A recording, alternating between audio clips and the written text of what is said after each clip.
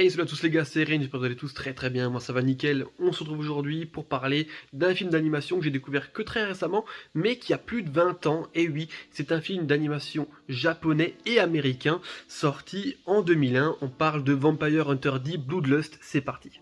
Ce film est réalisé par Kawajiri Yoshiaki, qui a fait pas mal de films, notamment quelques-uns très connus. Celui-ci, Vampire Hunter D Bloodlust, je ne le connaissais pas du tout. J'ai eu l'occasion de le visionner maintenant, et c'est pour ça que je vous fais la vidéo, parce que je l'ai trouvé génial. Dans ce film, on va suivre Dee, qui est un chasseur de vampires, mi-humain, mi-vampire, et en fait, il a été missionné par une famille assez riche pour récupérer une fille du nom de Charlotte qui a été enlevée par un vampire très puissant qui s'appelle Link. D'autres chasseurs sont aussi sur le coup et donc en fait on va suivre dans cette histoire une course-poursuite entre les différents chasseurs, notre personnage principal Dee, à travers une multitude de décors pour rechercher cette fameuse fille du nom de Charlotte. C'est un film que j'ai beaucoup aimé parce que l'animation déjà est sublime, je l'ai trouvée excellente. On a aussi un design et un level design qui est vraiment parfait, je trouve. Les personnages sont assez fins, sont assez élancés, ils ont des visages très carrés, des traits franchement importants je trouve, qui sont très bien caractérisés. Je trouve que les personnages du coup qu'il y a dans le film sont très charismatiques, que ce soit Dee, que ce soit les autres personnages mercenaires qu'il y a dans l'histoire, que ce soit Link le méchant, même Charlotte elle a quelque chose. Je trouve qu'il y a un côté dans le dessin très dark fantasy, même au niveau du décor un petit peu comme ça, alors que pourtant cette histoire se passe dans le futur. Mais on a des décors avec des châteaux très gothiques, très grands comme ça, magnifiques dans le noir, avec la lune, franchement j'adore ça. On a pas mal aussi de petits plans qui sont assez silencieux, assez calmes, très contemplatifs, où on voit des grands décors très bien dessinés avec pas mal de détails, avec une animation toujours folle.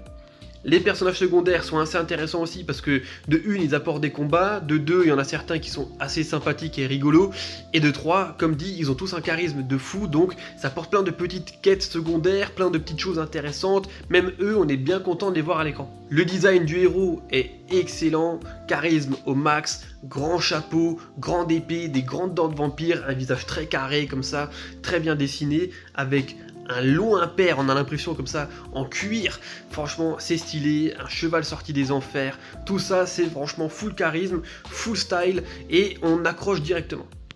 Moi j'ai tout de suite été embarqué dans l'histoire, bien qu'elle soit assez simple, franchement c'est une course-poursuite entre des chasseurs de vampires et un gars qui a enlevé une fille, donc bon franchement c'est classique, mais pourtant on est à fond, on est un peu, moi j'avais l'impression comme dans un jeu vidéo presque j'ai envie de dire, parce que à chaque fois on avançait, on rencontrait des nouveaux personnages, des nouveaux monstres, des nouveaux adversaires, des nouveaux décors, on est comme dans un jeu où on découvre à chaque fois des nouveaux chapitres, des nouveaux designs de level, c'est franchement bien.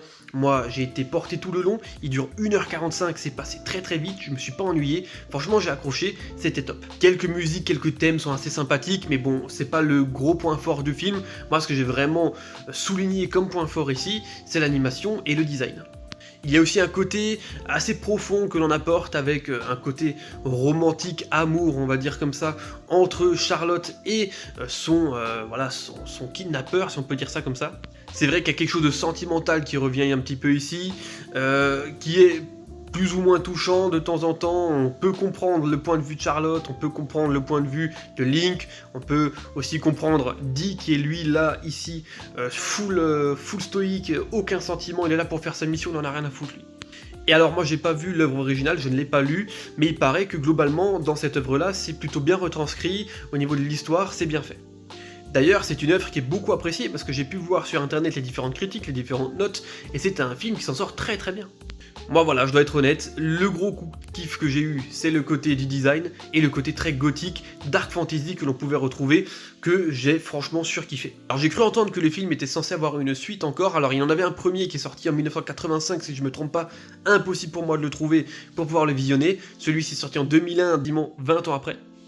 Et donc, comme dit, il était censé avoir une suite vers les années 2015-2016, mais alors soit impossible de le trouver, soit j'ai très peu de détails, il a été annulé, pas annulé, il est sorti un petit peu en loose, on sait pas trop, j'ai pas trouvé les infos, alors je sais pas si vous savez s'il y a une suite ou pas, mais en tout cas je serais assez curieux, et d'ailleurs si quelqu'un a la possibilité de me dire où est-ce qu'on peut voir l'original, en tout cas le premier film de 1985, je serais assez intéressé.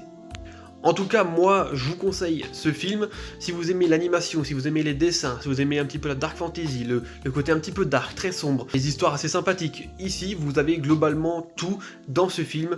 C'est un bon petit coup de cœur, franchement. C'est vrai que j'aurais pu le regarder plus tôt. Ça fait un petit moment que je l'ai enregistré ici dans mes fichiers, mais c'est vrai que j'avais pas pris le temps de le regarder. J'aurais dû le regarder, franchement. Et ici, je vous le conseille, si vous aimez tout ça, vous pouvez regarder Vampire Hunter The Bloodlust. En tout cas voilà, j'espère que cette petite vidéo vous a plu, elle est très rapide mais je veux pas rentrer dans le spoiler non plus, il n'y a pas grand chose à dire parce qu'il n'y a pas de casting par exemple, il n'y a pas d'effets spéciaux, on parle vraiment de pure animation et de design. Mais voilà, j'espère que cette petite vidéo vous a plu quand même, si c'est le cas faites-le moi savoir et moi je vous laisse là, c'était Terence, portez-vous bien, ciao ciao.